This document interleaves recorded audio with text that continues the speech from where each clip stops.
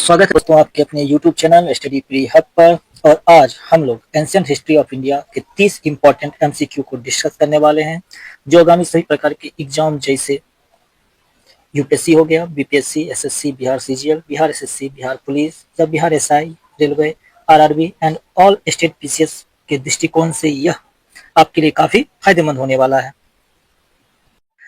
तो आपसे निवेदन है कि यह सीरीज को पूरा देखें। वीडियो अच्छा लगे तो लाइक, शेयर और सब्सक्राइब जरूर करें। तो चलिए शुरुआत करते हैं एमसीक्यू सीरीज के 30 इंपॉर्टेंट एमसीक्यू को। चलिए फर्स्ट क्वेश्चन की तरफ चलते हैं। पहला क्वेश्चन क्या करा, निम्न में से संस्कृत भाषा का प्रथम अभिलेख कौन सा है? ऑप्शन ए रुद्रदामन का जूनागढ़ अभिलेख, ऑप्शन बी पुलकेशिन द्वितीय का ऐहोल अभिलेख, ऑप्शन सी भानुगुप्त का एरन अभिलेख, ऑप्शन डी इनमें से सभी या इनमें से कोई नहीं। तो ऑप्शन ए सही हो जाएगा। रुद्रदामन का जूनागढ़ अभिलेख संस्कृत भाषा में लिखा प्रथम अभिलेख है। पुलकेशिन द्वितीय का ऐहोल अभिलेख कालिदास के बारे में जानकारी प्राप्त करवाता है। सी भानुगुप्त का एरन अभिलेख सती प्रथा के बारे में जानकारी प्राप्त करवाता है। तो चलते हैं नेक्स्ट क्वेश्चन की तरफ। भारतीय पुरातत्व का जनक किसे कहा जाता है? Option A Dayaram Sahni, option B Martin Wheeler, option C Alexander Cunningham, option D sir William Jones. तो ऑप्शन क्या हो जाएगा? ऑप्शन कौन सा हो जाएगा? तो भारतीय पुरातत्व का जनक कहा जाता है अलेक्जेंडर कनिंघम को। Sir William Jones, sir William Jones जो थे ये एशियाटिक सोसाइटी ऑफ बंगाल के प्रथम उत्तराधिकारी थे। दयाराम साहनी कब बने थे? तो 1931 से लेकर 1935 ईस्वी तक, 1931 से लेकर 1935 ईस्वी तक दयाराम साहनी बने हुए थे। चलते नेक्स्ट क्वेश्चन की तरफ। क्वेश्चन नंबर 3, निम्न में से सही मिलान करें। पहला सप्तश्री संवत, दूसरा कलचुरी संवत, तीसरा इलाही संवत और चौथा महावीर संवत। इन संवतों की शुरुआत कब की गई थी?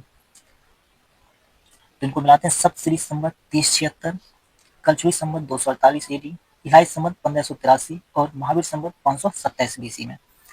इलाही संवत जो है इसे अकबर ने शुरुआत किया था 1583 ईस्वी में, जब धर्म दी ने इलाही धर्म की स्थापना की थी तब।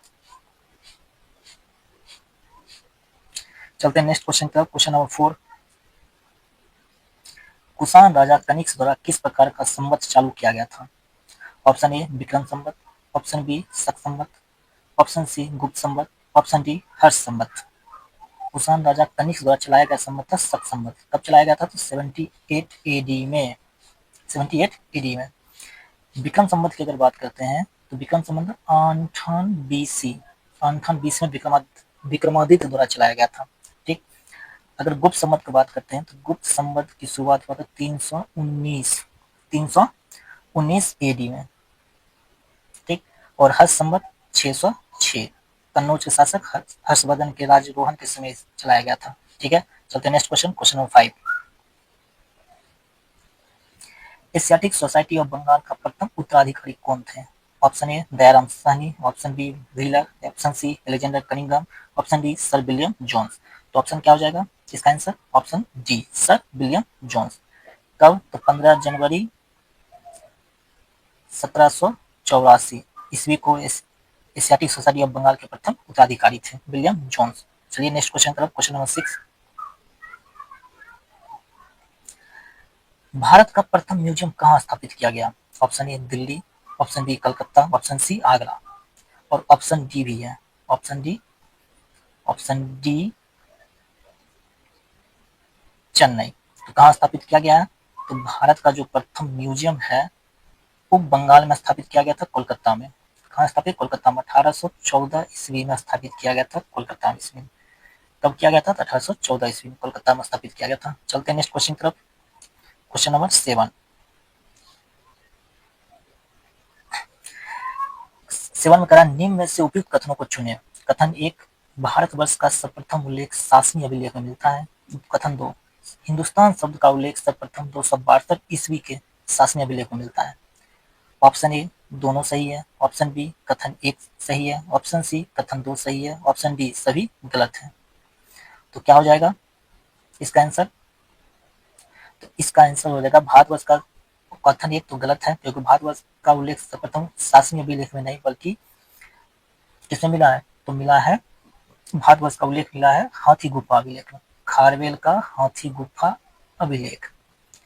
खारवेल का किस अभिलेख में? हाथी गुफा अभिलेख में मिला है। तो ऑप्शन कथन एक गलत हो गया, कथन दो सही है। तो option number C, option number C. तो चलते हैं क्वेश्चन नंबर 10 की तरफ। क्वेश्चन नंबर 10 में क्या करा?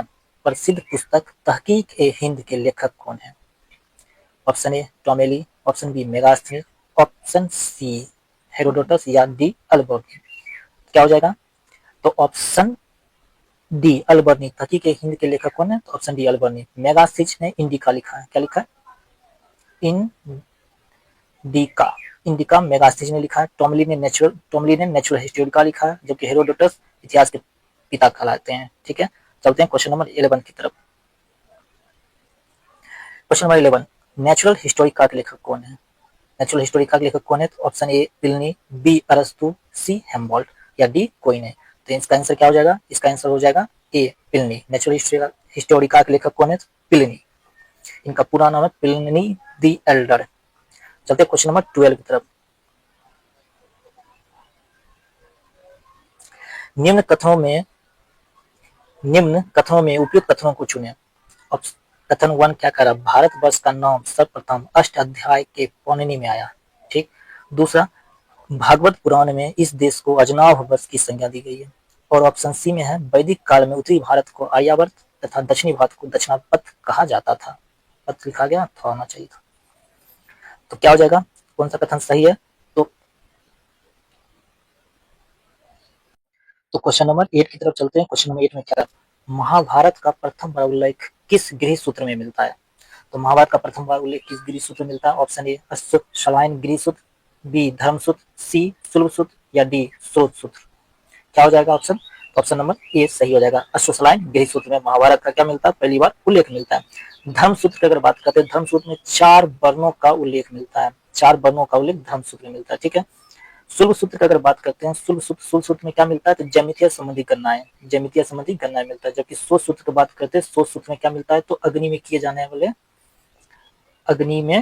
जाने वाले यज्ञों के बारे में जानकारी हमें मिलता है शोध सूत्र से। ठीक है। तो चलते हैं क्वेश्चन नंबर 9 की तरफ। क्वेश्चन नंबर 9 की तरफ चलते हैं। क्वेश्चन नंबर 9, निम्न में से कौन श्रुति ग्रंथ है? ऑप्शन ए वेद, ब्राह्मण, आर्णक या डी सभी। तो कौन सा हो जाएगा? तो श्रुति ग्रंथ वेद, ब्राह्मण, आर्णक और उपनिषद, ये सब क्या होते हैं? श्रुति ग्रंथ आते थे। ऑप्शन डी क्या हो जाएगा? सही। ऑप्शन डी सही हो जाएगा। चलते नेक्स्ट क्वेश्चन की तरफ। प्रसिद्ध पुस्तक तहकीक ए हिंद के लेखक कौन है? ए टॉमेली, बी मेगास्थनीज, यहाँ पर ऑप्शन सी होता, सी हेरोडोटस या डी अल्बर्नी। तहकीक ए हिंद भारत की खोज पुस्तक किसने लिखा है?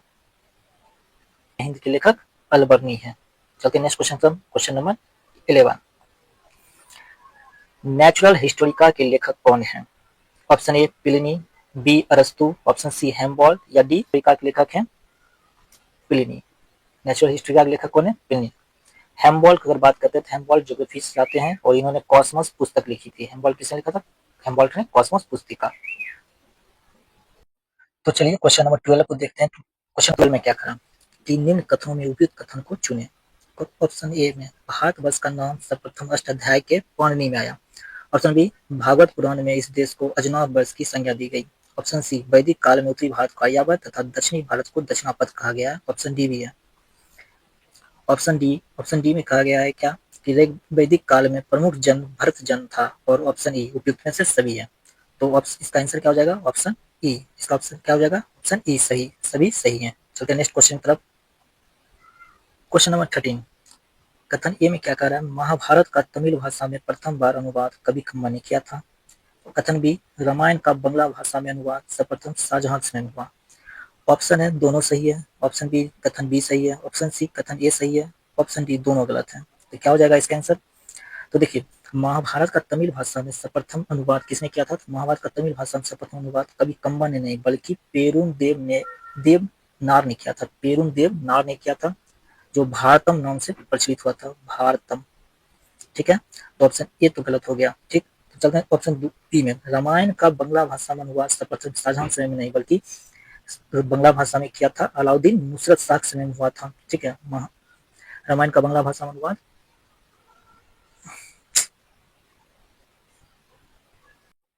क्वेश्चन नंबर 13 देखते हैं। क्वेश्चन नंबर 13 क्या कर? क्वेश्चन नंबर 13 कर रहा है कि निम्न कथनों पर विचार करें। महाभारत का तमिल भाषा में प्रथम बार अनुवाद कवि कंबन ने किया। कथन बी, रामायण का बांग्ला भाषा में अनुवाद सर्वप्रथम शाहजहां के समय में हुआ। ऑप्शन ए दोनों सही है, ऑप्शन बी कथन बी सही है, ऑप्शन सी कथन ए सही है, या डी दोनों गलत है। इसका आंसर क्या हो जाएगा? इसका आंसर हो जाएगा डी, दोनों गलत है। कैसे? तो महाभारत का तमिल भाषा में सर्वप्रथम अनुवाद पेरुदेव नार ने किया था, जो भारतम नाम से प्रचलित हुआ था। भारतम, भारतम के नाम से प्रचलित हुआ था। और जबकि रामायण का बांग्ला भाषा में अनुवाद किसने किया था? तो बांग्ला भाषा में अनुवाद किया था कीर्तिवास ने। किसने किया था? कीर्तिवास। कीर्तिवास ने किया था बारवक शाह के समय में। ठीक है, इसलिए ऑप्शन दोनों गलत है। कथन दोनों क्या है? दोनों कथन गलत है, तो ऑप्शन डी सही आंसर हो जाएगा। चलिए नेक्स्ट क्वेश्चन चलते हैं, क्वेश्चन नंबर 14 की तरफ। क्वेश्चन नंबर 14 में कह रहा, महाभारत का प्रारंभिक उल्लेख किस गृह सूत्र में मिलता है? तो महाभारत का प्रारंभिक उल्लेख किस गृह सूत्र में मिलता है? इसका डायरेक्ट ऑप्शन ए आंसर हो जाएगा अश्वशलायन गृह सूत्र में। किसमें मिलता है? अश्वशलायन गृह सूत्र में मिलता है। ठीक है, चलते हैं नेक्स्ट क्वेश्चन की तरफ, क्वेश्चन नंबर 14 के बाद 15 चलते हैं। क्वेश्चन नंबर 15 में, क्वेश्चन नंबर 15 में क्या कहता है? निम्न कथनों पर विचार करें। ए, वेदांत की संख्या 6 है। बी, ज्योतिष शास्त्र का जनक लगत मुनि थे।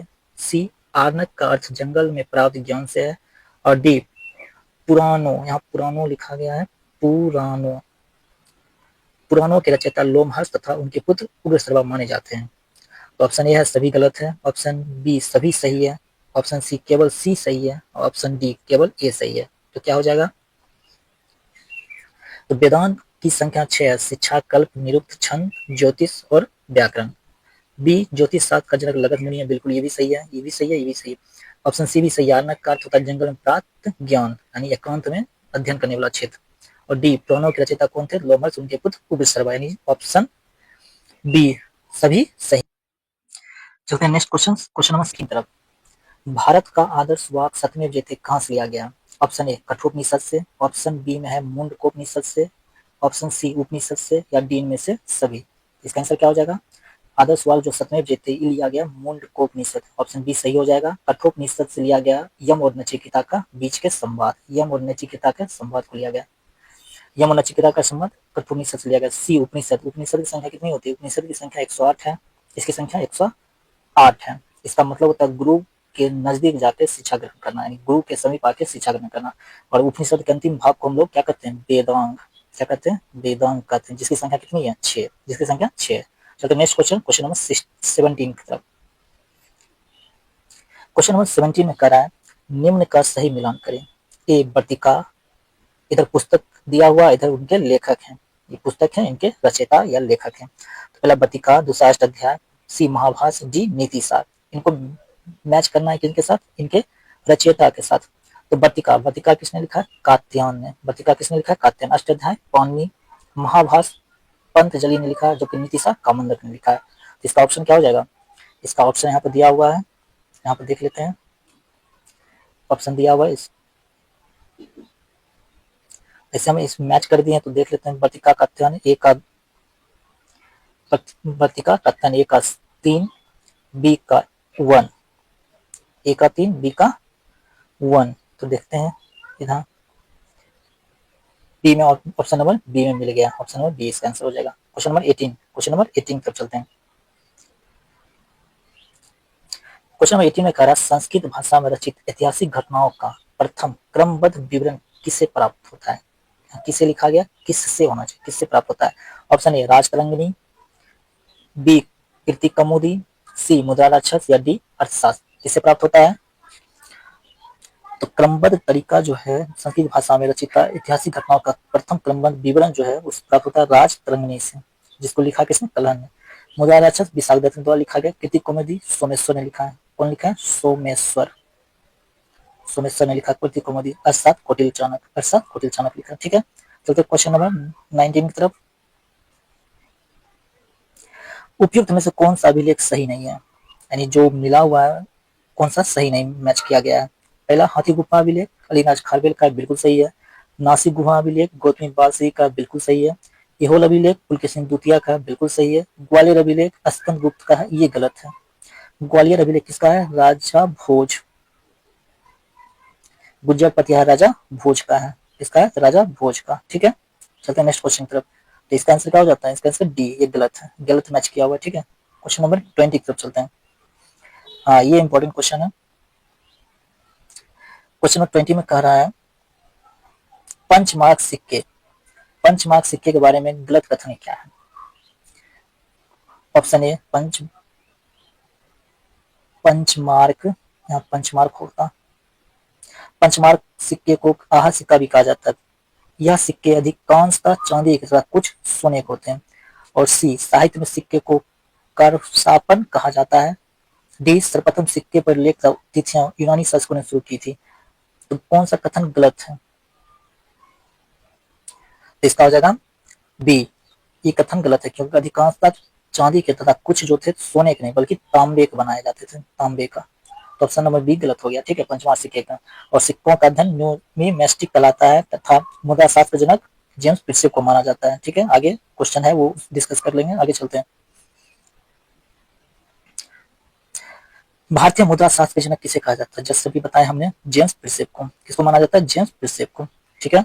कौटिल्य ने अर्थशास्त्र लिखा है, समुद्र का पर्याप्त परिस्थिति अभिलेख है, और कुषाण राजा कनिष्क जिसने 78 एडी में क्या चालू किया था? 78 एडी में शक संवत की शुरुआत की थी, ठीक है। क्वेश्चन नंबर 22 चलते हैं। मोहनजोदड़ो की खुदाई से निम्न में से किसके बारे में पता चलता है? मोहनजोदड़ो की खुदाई से किसके बारे में पता चलता है? ये देख लेते हैं, हड़प्पा है दिया हुआ, सिंधु दिया हुआ, आर्यन दिया हुआ, या इनमें से सभी। किसके बारे में पता चलता है? तो मोहनजोदड़ो की खुदाई से हमें सिंधु सभ्यता के बारे में पता चलता है, ठीक है। चलते नेक्स्ट क्वेश्चन, क्वेश्चन नंबर 23 की तरफ।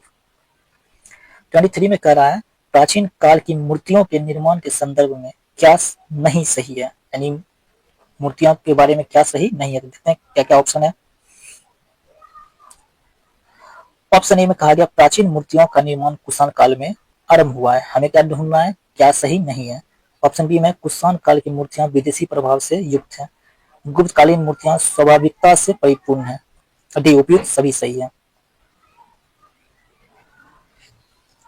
क्वेश्चन में कोई भी गलत ऑप्शन नहीं है, इसलिए सारे के सारे क्या है? सही है। सारे के सारे क्या है? सही है, ठीक है। चलते नेक्स्ट क्वेश्चन, क्वेश्चन 24 की तरफ।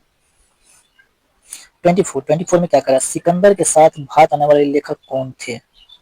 निर्याकस, अनेसिक्रेटस, अरिस्टोबुलस या सभी। तो ऑप्शन क्या हो जाएगा?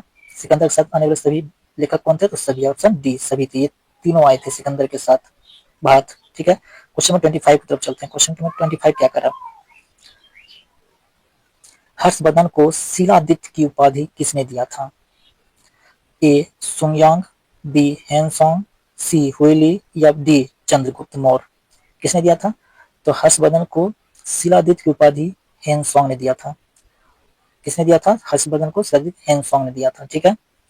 और हेनसोंग, हर्षवर्धन, हेनसोंग का जो मित्र था हुइली, इसने किसके बारे में लिखा था? हेनसोंग की जीवनी लिखा था, ठीक है। चलते हैं नेक्स्ट क्वेश्चन की तरफ। क्वेश्चन नंबर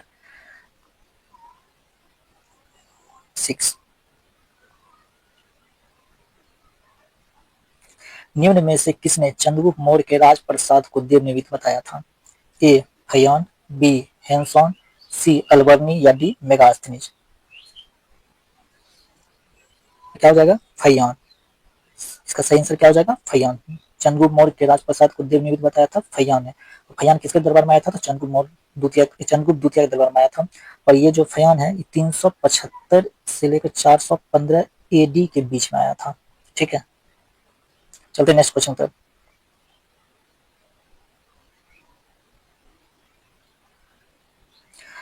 निम्नलिखित दर्शनों के उसके प्रवर्तकों से मिलान करें। पहला शाक्त दर्शन, दूसरा योग दर्शन, वैशेषिक और न्याय। तो शाक्त दर्शन के लेखक कौन है? शाक्त दर्शन के लेखक हैं कपिल मुनि, योग दर्शन के पतंजलि, वैशेषिक कनाद, न्याय दर्शन के गौतम। हो गया। चलते नेक्स्ट क्वेश्चन 28। चलते हैं क्वेश्चन नंबर 28 की तरफ। क्वेश्चन नंबर 28 में कहा, क्वेश्चन नंबर 28 में कहा निम्न में से किस अभिलेख में वैदिक देवी देवता इंद्र, वरुण, मित्र, नासत के बारे में जानकारी प्राप्त होती है? नागर अभिलेख, बी, प्रयाग स्तंभ, सी, हाथी गुफा, डी में है नासिक गुफा, ई में है बोगज कोई। तो इसका आंसर क्या हो जाएगा? इसका आंसर हो जाएगा बोगज कोई। क्या हो जाएगा? बोगज कोई। एशिया माइनर अभिलेख, जिससे हमें इंद्र, वरुण, मित्र तथा नासत के बारे में जानकारी प्राप्त होता है, ठीक। तो चलिए क्वेश्चन नंबर 29 की तरफ चलते हैं। क्वेश्चन नंबर 29 में क्या कहा? सिक्कों के संदर्भ में सही कथन क्या है? तो चलिए हम लोग पढ़ते हैं सिक्कों के संदर्भ में क्या क्या ऑप्शन है। ऑप्शन है मौर्य शासकों ने सर्वाधिक सिक्के जारी किए। बी, सर्वाधिक शुद्ध सोने के सिक्के कुषाण शासकों ने शुरू किया। सी में है सर्वाधिक मात्रा में सोने के सिक्के गुप्त शासकों ने जारी किया। डी में है सातवाहन शासकों ने शीशे के सिक्के जारी किया। ई, उपरोक्त में से सभी या उपरोक्त में से कोई नहीं। तो इसका आंसर क्या हो जाएगा? इसका आंसर हो जाएगा ऑप्शन ई, उपरोक्त में से सभी सही है। ठीक है, कि मौर्य शासकों ने सर्वाधिक सिक्के जारी किया था। ठीक, सर्वाधिक शुद्ध सोने के सिक्के कुषाण शासकों ने जारी किया था, और सर्वाधिक मात्रा में सोने का सिक्का गुप्त शासकों ने जारी किया था। ठीक, और सीसा का सिक्का सातवाहन शासकों ने जारी किया था। ठीक है, चलते हैं क्वेश्चन नंबर 30 की तरफ, जो कि लास्ट क्वेश्चन इस सीरीज का। क्वेश्चन नंबर 30 में क्या करा? क्वेश्चन नंबर 30 में है, भारत यानी दक्षिण भारत में आरिकमेडु नामक स्थान की खुदाई से किसके बीच व्यापारिक संबंधों का पता चलता है? ऑप्शन ए, भारत और चीन के बीच में। ऑप्शन बी, भारत पाकिस्तान के बारे में। या भारत, ऑप्शन सी में भारत रोम। डी में है अफगानिस्तान। तो इसका आंसर क्या हो जाएगा? इसका आंसर हो जाएगा ऑप्शन सी, भारत और रोम के बीच में व्यापारिक संबंधों का पता चलता है। किस, और ये क्वेश्चन पूछा हुआ भी है। ठीक है, भारत और रोम के बीच में व्यापारिक संबंध पता चलता है। एंशिएंट हिस्ट्री का 30 इंपॉर्टेंट क्वेश्चन। आई होप आपको ये सीरीज अच्छा लगा होगा। मिलते हैं नेक्स्ट वीडियो में, तब तक आप इससे रिविजन करते रहिए। अच्छा लगे तो मेरे चैनल को लाइक, शेयर और सब्सक्राइब जरूर करें। ठीक है, तब तक के लिए जय हिंद, नमस्कार, मिलते हैं नेक्स्ट वीडियो में। धन्यवाद।